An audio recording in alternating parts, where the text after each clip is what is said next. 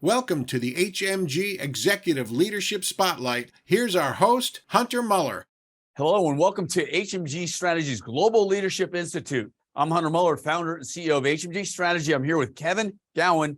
He's the CISO for Synovus. And Kevin, we're recognizing you as a recipient for the Midcap CISO Award. Congratulations. Thank you, Hunter. I appreciate it. Being recognized by HMG Strategy, knowing all the significant work you all do, and such a great partner you are to our industry and to practitioners. It's a real honor. So thank you. I appreciate it.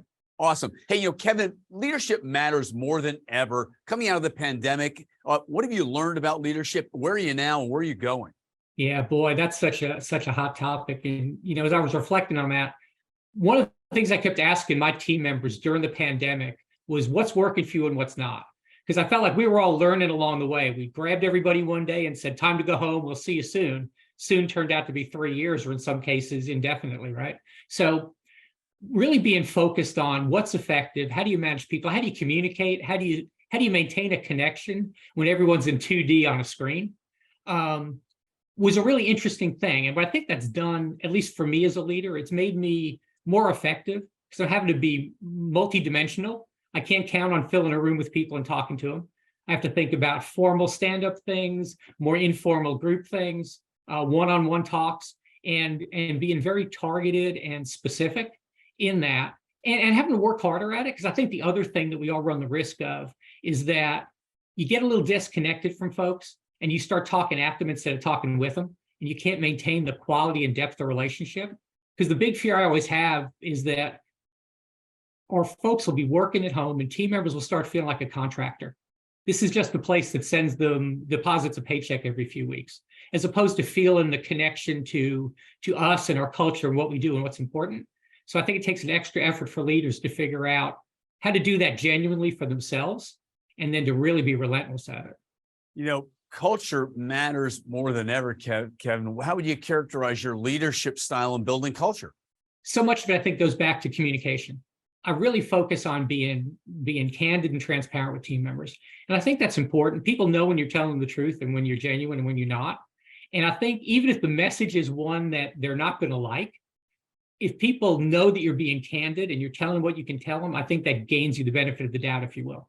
So I think that's an important piece of culture for us. I want people to be empowered. I want people to know their ideas and their input matters. It's not like we take a vote on everything, but we're going to come up with a better answer if everyone's engaged in contributing to what we do than an answer coming from someone sitting at the top of the stack who magically knows everything. And our company culture is very much about people. It's about people and how we stay connected to our communities when we're out in the market. It's about how we stay connected to teammates and all our other colleagues inside the company with how we behave and how we interact. So it fits really well together. Probably never been a more troubling time right now in a global landscape with cyber threats, with nation states and all sorts of implications. Who are some of your top partners that you rely on, and how do you engage with your partners so you're ensuring that you're getting top performance and top service? Yeah, partner is such an important word because of the real connotations of it. It gets misused a lot, and you and I both know that. But true partners on both sides are the ones making an investment in the relationship. So for me, when I think about who my best partners are, they're the ones that take the time to understand what's important. And that's not the annual call from the new rep saying, what are your projects? Tell me about your business. What's your budget, right? It's, I want to understand your business. I want to understand your industry. I want to know what's important. So when I bring you things, I can do it knowing that they're meaningful to you. So that's one piece. The other is I have to be willing to invest time and effort in the relationship as well, in telling you what's important and being candid and giving you feedback. And then when you earn the right for my business, giving you my business with knowing that ultimately, if we each put a lot of investment in, we both have skin in the game, then we're truly partners. And that's really what drives me when I'm talking about how do we build successful partnerships. Excellent stuff. Hey, Kevin, when you think about creating value for the business and value for the C-suite, how do you communicate a scorecard to the C-suite and the line of business? Yeah, it's always a real challenge. I can't think of the number of times at events, including yours, where CISOs will talk to one another about what do you tell your board? What do you tell the rest of the C-suite? How do you communicate to them? And I think I try to always start by fundamentally acknowledging if the lines of business aren't successful, they don't need us, right? No revenue, no business, no CISO or InfoSec team, right? but build a relationship that's based on my job is to help you to make the best business decisions. You need to know both sides of the equation. You know the business and benefit side. I need to help educate you on the risk side, but I need to communicate it in your terms. So it's build credibility, spend time, listen more than you speak, and be clear that it's my job to help you find the best and safest way to do the things you need to do to advance the business. And in return, you need to recognize there may be something you want to do that's such a bad idea, and I tell you no, you'll respect that because you know I've at least thought about it. So, and probably the biggest hurdle in all of that is talking in business terms. One of the best compliments I ever got from some of our board members was that they felt like I do a good job of translating my world into business terms in their world. And I think that's a critical piece of having those strong, effective relationships.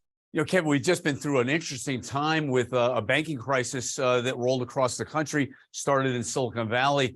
I got to believe there were things that really were shaking you up a bit or you were concerned about. What can you tell us about there? Yeah, it was a fascinating time, wasn't it? A couple of banks with several banks with really specific things going on became the mantra or the reason why everyone thought the whole mid-sized bank sector was going to go under, right?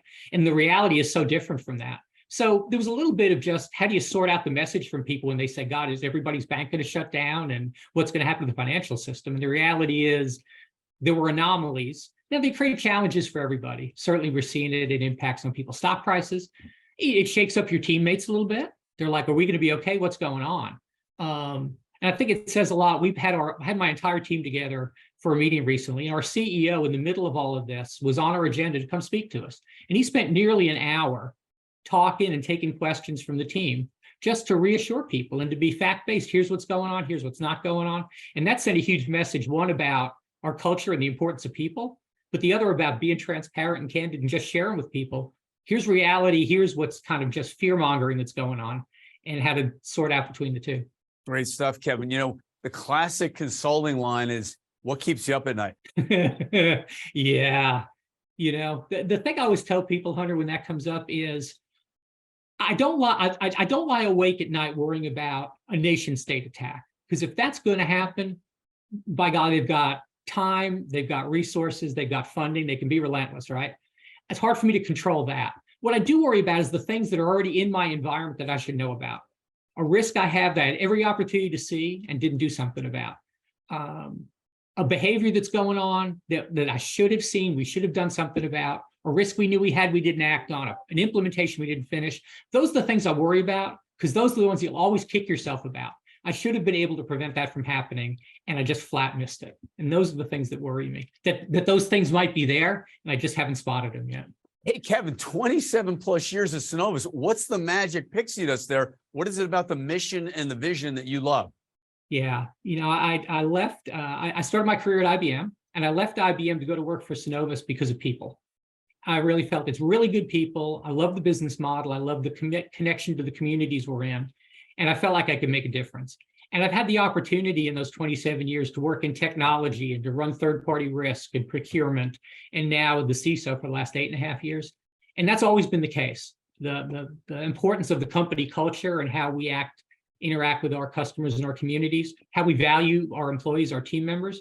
And I think it says a lot. It's something I talk about when I'm talking to younger team members is I've had the opportunity to have all those different careers. And that's why I've been able to stay for 28 years at Synovus. I've been able to take advantage of opportunities when I got them and learn and do new things. So it's always been interesting. It's always been challenging.